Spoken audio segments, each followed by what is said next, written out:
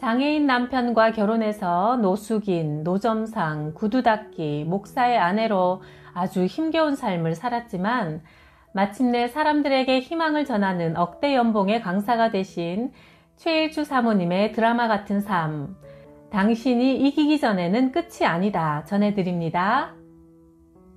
처음 교회에 오신 날부터 사랑했습니다. 알다시피 저는 아무것도 줄 게 없습니다. 제 마음 밖에는. 저와 결혼해 주세요. 남편을 만난 건 작은 개척교회에서였다. 한쪽 구석에 무릎을 꿇고 앉아 조용히 성경책을 읽고 있는 한 청년이 유난히 눈에 띄었다. 구분 등 왜소한 체구, 나무 지팡이 2개로 비틀거리며 간신히 걷는 그는 태어날 때부터 다리가 불편한 1급 장애자였다. 그러나 그는 누구보다 착실하고 신앙심이 깊었다. 교회까지 왕복 3시간이 넘는 거리를 비가 오나 눈이 오나 하루도 거르지 않고 그 불편한 몸으로 오갔다. 웃음소리는 맑았고 표정에는 구김이 없었다. 장애는 있지만 주관이 강하고 자신감이 넘쳤다. 그의 곁에 있는 이들을 행복하게 해주는 재주는 타고난 듯 했다. 23살, 나는 아직 너무나 젊고 앞으로 멋진 사람을 만날 수 있는 기회가 얼마든지 많다. 그런데 그날 밤 잠자리에 들었지만 잠은 오지 않고 청혼하던 그의 모습이 자꾸만 눈앞에 아른거렸다. 그리고 시간이 지날수록 그에게 끌리는 나 자신에 흠칫 놀랐다. 나는 부모님의 목숨 건 결사 반대를 무릅쓰고 그와 결혼했다. 남편과 25년 넘게 결혼 생활을 해오면서 기뻤던 일보다는 슬펐던 일이 훨씬 더 많았다. 너무 힘이 들어 후회한 적도 많았다. 남편은 일을 할 수 없는 몸이니 내가 파출부를 하고 좌판 과일 장사를 하고 식당 주방에서 하루 12시간씩 일을 하며 생활비를 벌어야 했다. 그래도 동굴 같은 지하 단칸방을 벗어나지 못했다. 그러다가 딸 찬미가 태어난 후 우리는 아는 분의 도움으로 서울 풍납동 강동 세무서 앞에 구둣방을 열었다. 몸이 불편한 남편은 안에서 구두를 닦고 나는 100일도 채 안 된 아기를 업고 사무실과 다방, 상가 등을 돌아다니며 구두를 걷어왔다. 젊은 여자가 찍새일을 한다고 손가락질 당하고 무시당하는 일이 다반사였다. 하루에 한 번씩은 마음 상하는 일이 일어났다. 그래도 웃어 넘겨야 했다. 우리 부부는 최소한의 생활비만 남겨두고 버는 족족 저축했다. 억척스럽게 일했고 악착스럽게 모았다. 굴속 같은 지하 단칸방에서 지상의 방 1칸, 부엌 1칸짜리 월세로 올라왔다. 새 보금자리가 생기고 생활도 어느 정도 안정되자 남편은 우리 부부의 꿈이기도 한 목회자가 되기 위해 공부를 시작했다. 쏟아지는 졸음을 쫓기 위해 연거푸 커피를 마셔가며 방송으로 강의를 들었고 늦게까지 책을 읽었다. 그럴 때 남편은 고요하고 평화로워 보였다. 그렇게 악착같이 일하고 공부한 덕에 신학대학을 졸업한 남편은 드디어 목사가 되었다. 1986년 그렇게 시작한 첫 목회지는 충남 공주였다. 매일 동네 각 가정을 돌면서 전도 활동을 펼쳤다. 그 어느 때보다 신나고 기쁘고 행복했다. 첫 신도가 생겼을 때는 세상을 다 가진 듯 했다. 교회 가까이에 공주 고등학교가 있었는데 학생 하나가 우리 교회를 지나가다가 들어온 것이다. 그 학생을 따라 우리 교회는 고등학교 학생들로 북적거렸다.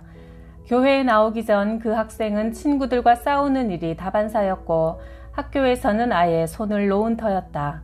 늘 삐딱한 자세와 말투에 주먹질도 잦았고 부모가 이혼한 뒤 외할머니 댁에 내려와 산 지 몇 년째라고 한다. 그런데 우리 교회에 다닌 지 한 달 뒤부터 그 학생이 달라졌다. 학교 지도 선생님도 우리 교회에 찾아와 감사하다고 했다. 그저 그 학생이 마음 편하게 쉬게 해주고 하는 이야기를 들어주기만 했을 뿐인데 학교 성적도 훨씬 올랐다고 하니 여간 고마운 일이 아니었다. 그러자 덩달아 이웃들도 교회를 찾아왔다. 그 학생을 변하게 한 게 누군지 알고 싶었단다. 물론 학생들은 단 100원도 헌금을 내기는커녕 제 집처럼 시시때때로 몰려와 밥을 달라고 성하다.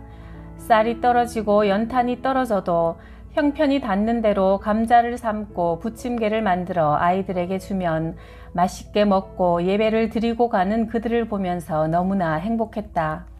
같이 새빵살이를 하는 아주머니 한 분이 수도가에서 감자를 까고 있는 내게 묻는다. 또 감자예요? 목사님 댁은 쌀 씻는 걸 못 봤어요. 저희 남편이 감자를 좋아해서요. 웃으면서 대답했지만 입에서는 쓴내가 돋았다. 그래도 목회의 보람이 컸기에 몸은 힘들어도 하나도 힘든 줄 몰랐다. 삶의 소명을 찾은 우리 부부는 행복이란 베푸는 것임을 깨달았다. 목회 활동에 온 힘을 쏟은 덕분인지 신도는 하루하루 눈에 띄게 늘어 어느 순간 예배당 안이 발 디딜 틈조차 없었다.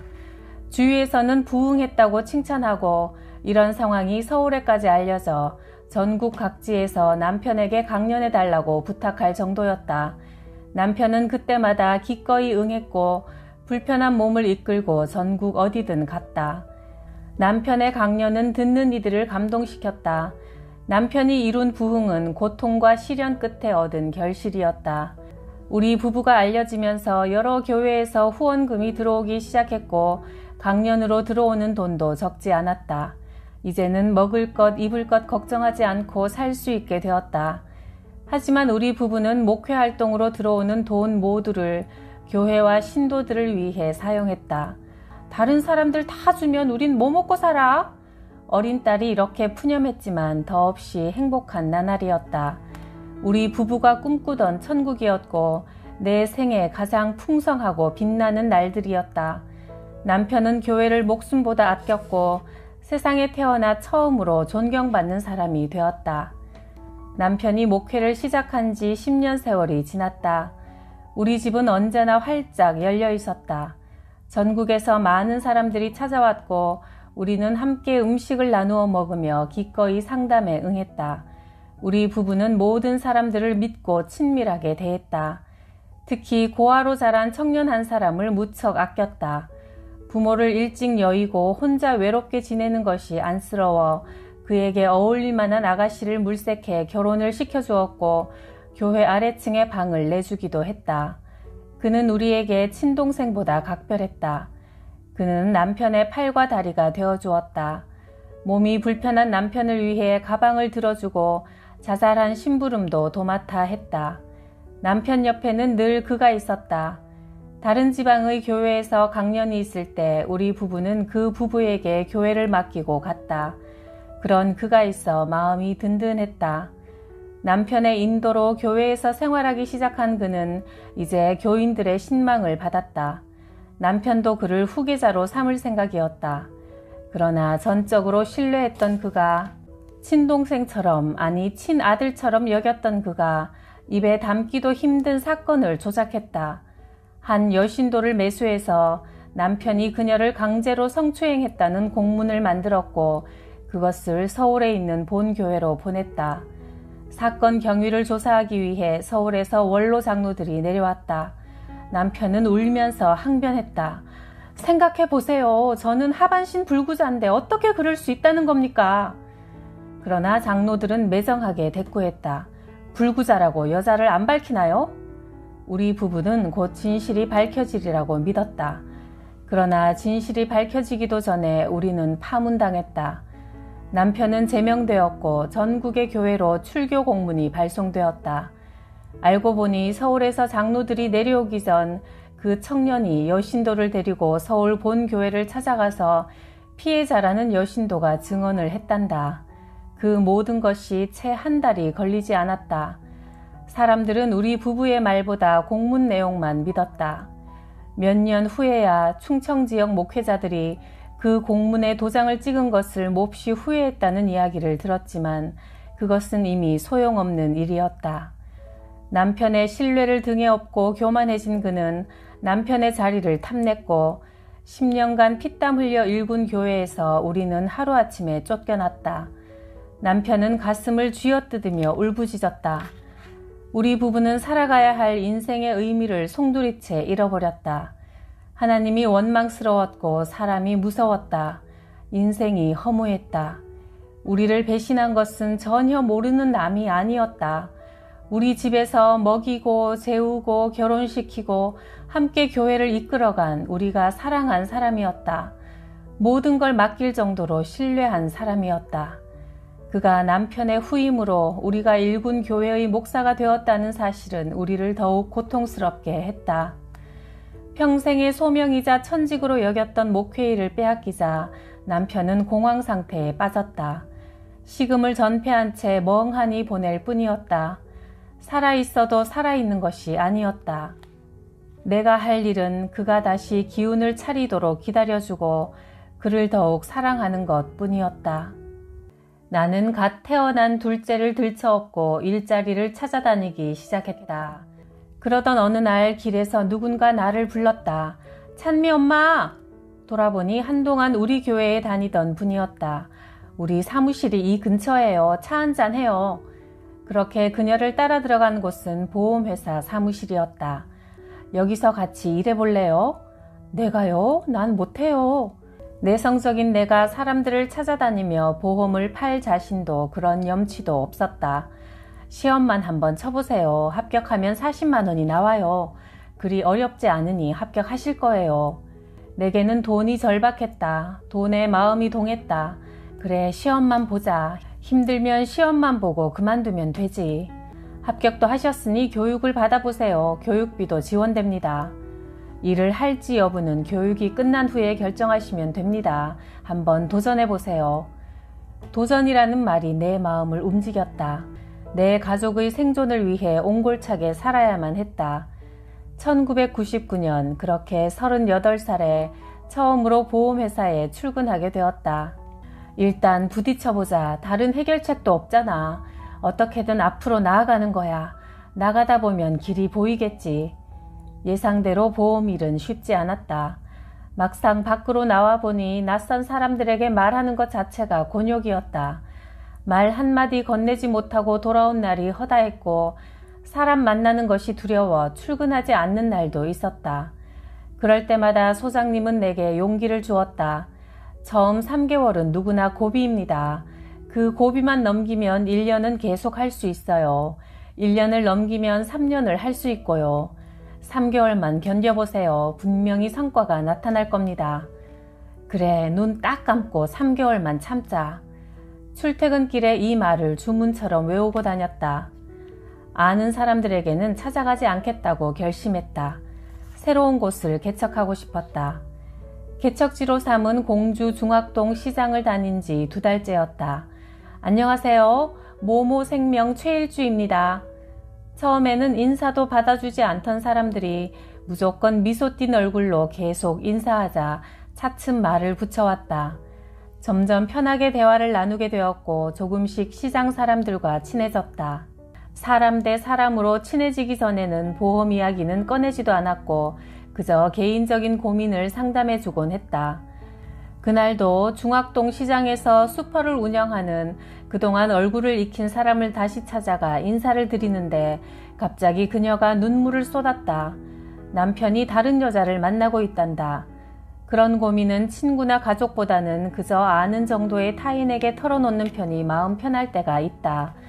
그래서인지 그녀는 내게 하소연했고 나는 그녀의 이야기를 들어주고 때로는 맞장구 쳐주었다. 사무실로 돌아온 후 나는 그녀의 입장이 되어 그녀의 남편에게 편지를 썼다. 그리고 이튿날 다시 그녀를 찾아갔다. 고객님, 대신 제가 한번 편지를 써왔으니 읽어보세요. 그 자리에서 편지를 읽어본 그녀는 항의하듯 말했다. 뭐라고요? 내 남편이 되어줘서 고맙다고요? 그동안 당신의 외로움을 이해하지 못해 미안하다고요? 아니, 내가 왜 이런 편지를 써야 하죠? 잘못한 건 그 인간인데. 내가 대답했다. 알아요. 그러나 남편이 미울수록 남편 입장이 되어 그를 이해해 보세요. 증오와 원망 대신 사랑과 감사의 말을 한번 해보세요. 그날 저녁 그녀가 전화를 걸어왔다. 남편이 편지를 읽더니 눈물을 흘리며 잘못을 빌더라는 것이다. 그렇게 그녀는 내 첫 고객이 되었다. 3개월의 발품 끝에 이룬 첫 계약. 낯선 곳에서 나 스스로 개척해 이루어낸 계약서에 사인을 받던 순간의 기쁨은 말로 표현하기 힘들 정도였다. 나약하고 내성적인 내게도 거친 세상을 살아갈 수 있는 힘이 있구나. 나도 할 수 있구나. 자신감이 솟았다. 사람들을 만날 때면 보험을 판매하기보다는 교회에서 신자들을 상담했듯이 그들의 아픔을 어루만져주고 함께 고민해 가는 데에서 기쁨을 느꼈다. 그것은 내게 또 다른 목회였다. 아무리 어수룩한 고객이라도 내가 진심으로 대하는지 상품을 팔려고 그러는지 알아차린다. 내가 상대방을 돈으로 보는지 사람으로 보는지는 상대방이 더 잘 안다. 그렇게 그들의 이야기를 들어주고 같이 공감하다 보면 어느 순간 고객들이 마음을 열었다. 그 가운데 한 중년 여성은 남편의 습관적인 폭행으로 결혼 생활이 몹시 불행했다. 이혼하고 혼자 사는 터였지만 여전히 그때의 상처 때문에 힘들어했다. 지난 일이지만 남편을 용서할 수 없어요. 남에게는 처음 털어놓는 것이라고 했다. 나는 묵묵히 그녀가 토해내는 말을 갈 때마다 귀담아 들어주었다. 그녀는 자신의 상처를 내보이면서 스스로 치유해 나갔다. 경제적으로 넉넉한 그녀는 보험을 여러 개 가입한 터였고 담당 설계사가 따로 있었지만 내게 1억 원 상당의 보험을 계약해 주었다. 덕분에 하루하루 고객이 늘었다. 인간적인 유대로 맺은 관계여서인지 내 고객들의 보험 유지율은 매우 높았다. 중도의 계약을 해지하는 이들이 없었다. 지점 안에서 실적이 최고였다. 그에 따라 수입도 늘었다. 찾아갈 때마다 희망을 주자 고객들이 나를 만나는 날을 손꼽아 기다리기 시작했다. 그리고 그 속에서 어김없이 계약이 이루어졌다. 이제 더 이상 세상 물정 모르는 최일주, 목회자의 아내 최일주가 아니었다. 한 가족을 책임질 수 있는 당당한 세일즈우먼 최일주가 되어가고 있었다. 이런 일도 있었다. 남편과 함께 식당을 운영하는 40대 여성이 교통상해보험에 가입하기로 결정했다. 약속을 잡고 계약에 필요한 서류를 챙겨 그 식당으로 찾아갔다. 그러나 그녀는 식당에 없었다. 전화를 했더니 바쁘다며 다음 날 계약하겠단다. 나는 기다리겠다고 했지만 그녀가 굳이 내일 만나자고 했다. 바로 그날 저녁 7시 그녀는 교통사고를 당해 즉사했다. 차를 몰고 가다가 맞은편에서 오던 트럭에 들이받친 것이다. 기가 막혔다. 그녀가 몇 시간 전이라도 교통상해보험에 가입했더라면 그녀의 가족은 1억 5천만 원을 지급받을 수 있었을 것이다. 그 후 나는 더 강한 확신을 가지고 내 일에 열중했다. 내게 보험 세일즈는 사람들을 도울 수 있는 최선의 방법이었다. 그날도 하루 일을 끝내고 사무실로 돌아왔는데 전화가 걸려왔다. 공주대학교 안에서 안경점을 경영하는 분의 아내였다. 남편이 심장병으로 갑자기 죽었어요. 남편은 46세에 불과했는데 몇 번 권유한 끝에 열흘 전 건강보험에 가입한 터였다. 고인의 아내는 울면서 보험금에 대해 물었다. 자식이 셋이라고 했다. 가족에게 3천만 원 정도가 지급될 거라고 알려주었다. 전화를 끊고 나자 후회가 밀려왔다. 보험료가 높아도 보장금액이 높은 생명보험을 권유했어야 했다. 그가 경제적인 여유가 없다는 말을 듣고 보험료가 낮은 건강보험을 권유한 것이 너무나 후회스러웠다. 그 일을 계기로 내 일을 다시 생각하게 되었다. 보험 가입을 권유하는 일은 그저 내 밥벌이만을 위해서가 아니다. 보험은 고객과 그 가족을 위한 것이다. 이제 어엿한 전임 강사가 되어 갓 보험일에 발을 들여놓은 여성들을 대상으로 강연한 어느 날 청중들 가운데 내 시선을 끄는 한 사람이 있었다. 분명히 아는 사람인데 누구지? 나와 눈이 마주치자 그녀는 당황하며 고개를 숙였다. 그동안의 세월에 비해 훨씬 늙고 초라해져서 쉽게 알아볼 수 없었지만 그녀는 분명 10년 전 우리가 교회에서 쫓겨났을 때 또다시 내게 사기를 친 펜시점 주인이었다. 순간 가슴이 마구 뛰기 시작했다. 어떻게든 살아야만 했던 그때 내가 갓난아기를 데리고 할 수 있는 일은 없었다. 우리가 살던 주공아파트 상가 안에는 자질구레한 문구등을 파는 펜시점이 있었다. 교회를 운영할 때 신도들의 생일 선물을 사러 자주 간 곳이라 내 단골집이기도 했다. 주인 아주머니는 내가 아기를 데리고 일할 수 있는 곳을 찾고 있다고 하자 자기가 운영하는 펜시점을 인수해보라고 권했다. 게다가 장사도 잘 된다고 했다. 평생 붙들고 싶은 점포인데 갑자기 돈 쓸 일이 생겨 피치 못하게 팔아야 할 입장이라고 했다. 앉아서 물건만 팔면 되는 아주 쉬운 일이라고 했다. 인수하는데 얼마나 필요하죠? 3천만 원은 받아야 해요. 보증금 500만 원에 권리금 2,500만 원이에요. 여기 물건들 값과 인테리어, 건물 시설에 대한 거죠.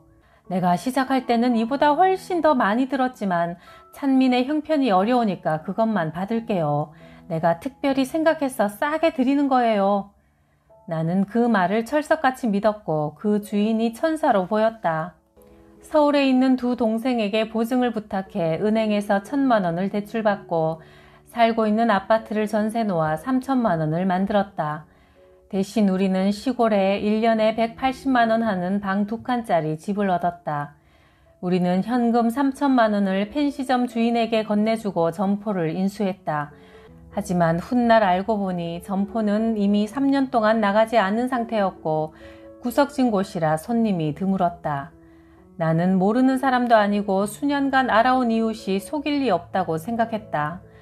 게다가 그녀는 교회 집사였고 남편은 시청 공무원이었다. 굳이 남을 속이지 않아도 나름 풍족하게 사는 사람이었다. 그러나 가게를 인수하고 나서야 철저하게 속은 것을 알아차렸다. 물건도 많이 비어 있었다.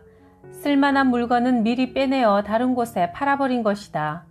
게다가 IMF가 시작되면서 타격이 커졌다.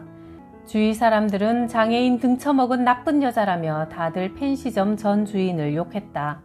억울해. 사는 게 너무 억울해. 남편은 또 사기를 당했다며 가슴을 쳤다.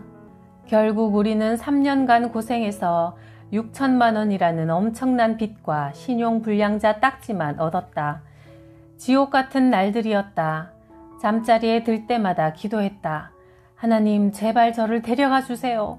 내일 아침 눈을 뜨면 싸늘한 시체가 되어 있게 해주세요. 제발 부탁입니다.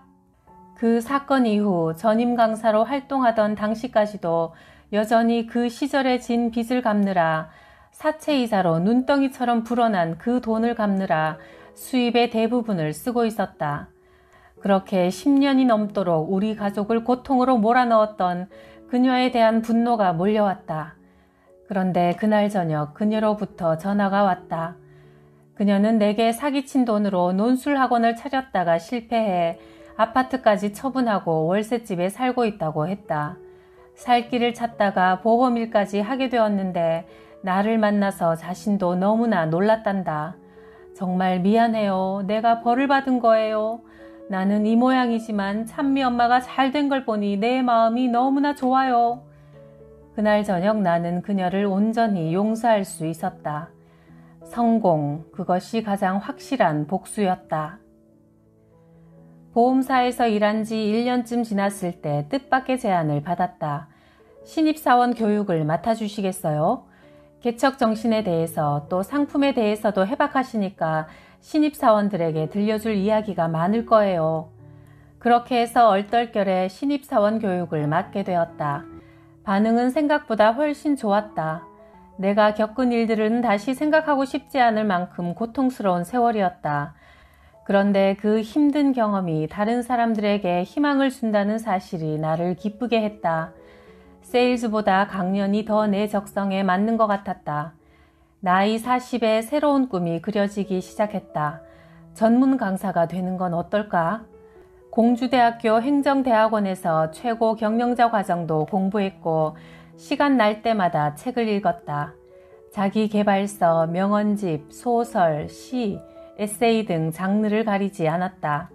찬거리는 못 사도 필요한 책은 꼭 구입했고 책에서 읽은 내용이나 명언을 보충하여 강연 원고를 만들었다. 산에 올라가 숲을 내려다보며 혼자 강연 연습을 했다. 그러던 몇 달 후 공주시청에서 전화가 왔다. 저희 시청 공무원들에게 행복한 가정이라는 주제로 강연을 해주시겠어요? 생각지도 못한 일이었다. 대학원 최고 경영자 과정을 함께 들은 한 분이 마땅한 강연자를 찾던 부시장에게 나를 추천했단다. 인연이란 참 묘하다. 그가 나를 강사로 추천할 줄 누가 알았겠는가. 강연장 안은 300명이 넘는 시청 직원들이 자리를 가득 메우고 있었다. 우여곡절 끝에 결혼한 이야기부터 우리 부부가 겪어온 신선스러운 삶을 이야기했다.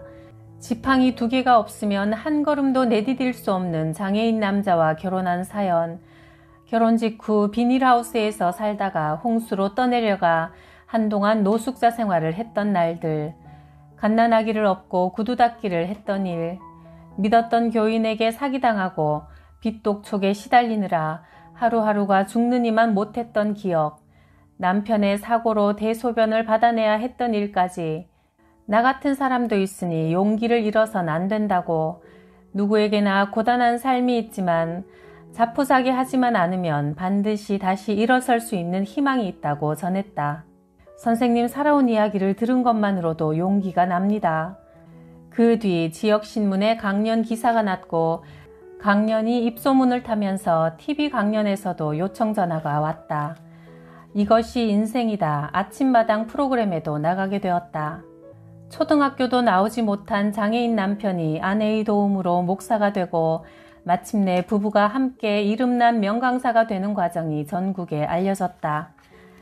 그것을 계기로 결혼한 지 21년 만에 웨딩드레스를 입고 많은 이들의 축하를 받으며 결혼식도 올릴 수 있었다. 부모님의 애원과 협박에도 불구하고 몰래 둘이서만 물 한 사발 올려놓고 도둑 결혼식을 한 상처와 한이 풀렸다. TV에 출연한 후 강연과 인터뷰 요청이 쉴 새 없이 밀려왔다. 각종 라디오 프로그램, 잡지사 등 이틀에 한 번씩 강연이 잡혔고 전국을 돌아다녔다. 덩달아 강연료도 높아졌다.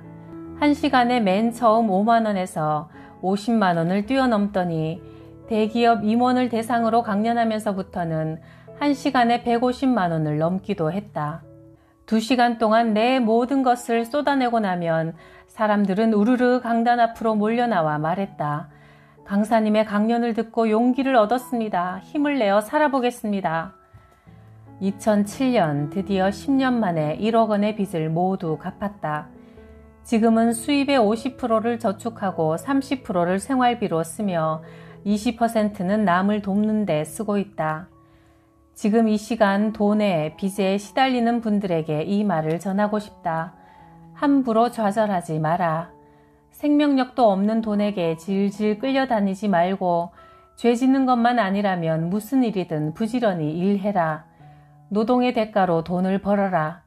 요행수를 바라지 말고 하루하루 최선을 다해 일할 때 돈은 반드시 내 곁에 머문다. 어차피 빌려 쓴 것이라면 부지런히 일해서 하루라도 빨리 갚아라. 단돈 100원이라도 버는 즉시 갚아라. 나도 한때 하나님도 사람을 편애하는가 싶을 정도로 절망했었다. 왜 다른 사람들은 늘 웃고 지내는데 나만 이 모양 이 꼴인지 탄식할 때가 많았다. 내가 짊어진 삶의 무게가 너무나 버겁고 고통스러워 자살까지도 생각했다. 넥타이 끈으로 목을 매기도 했고 다리 난간 위에서 한참을 멍하니 서 있기도 했다. 내가 이 세상에 태어났다는 것이 치욕처럼 여겨졌다. 그런데 그런 내가 지금은 세상에서 가장 행복한 사람이 되었고 그때와는 전혀 다른 삶을 살고 있다. 하나님은 믿음을 버리지 않고 꿈꾸고 노력하는 사람을 반드시 기억하신다. 힘들고 고되다고 스스로를 벼랑 끝으로 내몰지 마라. 노숙자와 구두 닦기, 노점상을 전전하던 어리석은 한 여자도 이처럼 세상의 높은 곳에 오르지 않았는가? 하나님은 사람을 가난하게도 하시고 부유하게도 하시고 낮추기도 하시고 높이기도 하신다. 가난한 사람을 티끌에서 일으키시며 궁핍한 사람을 거름더미에서 들어올리셔서 귀한 이들과 한자리에 앉게 하시며 영광스러운 자리를 차지하게 하신다.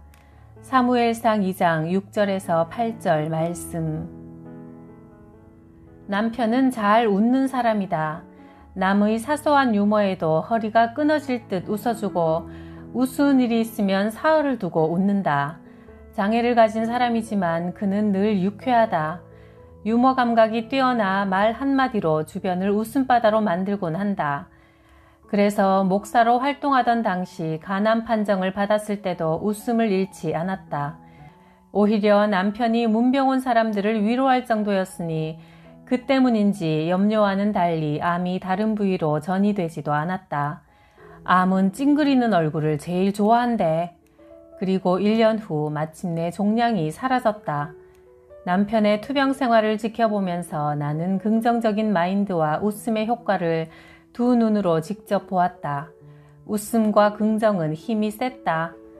남편은 스스로 암 환자가 아닌 건강한 사람이라고 믿었다. 할 일이 많기에 절대로 일찍 죽지 않겠다고 생각하고 하루하루 즐겁게 살았다. 작은 일에도 호탕하게 웃고 하루에도 몇 번씩 큰 소리로 웃었다. 웃음과 유머, 긍정은 전염력도 매우 강하다. 그런 남편을 통해 나도 잘 웃는 사람으로 바뀌었다. 사람들은 내 얼굴에서 지난날의 힘겨움을 잃지 못한다. 오히려 인상이 푸근하고 좋다는 소리를 듣는다. 웃음은 없는 복도 만들어낸다. 잘 웃는 사람은 자주 인상 쓰는 사람보다 병에 걸릴 확률이 낮다. 웃으면 면역력이 높아지기 때문이다. 적어도 웃는 동안에는 암세포가 힘을 쓰지 못한다. 웃음은 배워야 하고 연습해야 한다. 지금은 힘들어도 내 인생의 끝은 반드시 아름다울 거라고 늘 거울을 보며 말했다. 최일주, 네 얼굴은 복이 많게 생겼어. 그러니까 너는 반드시 복을 넘치게 받고 또 퍼주면서 살 거야. 내 인생은 결국 내 말대로 되었다.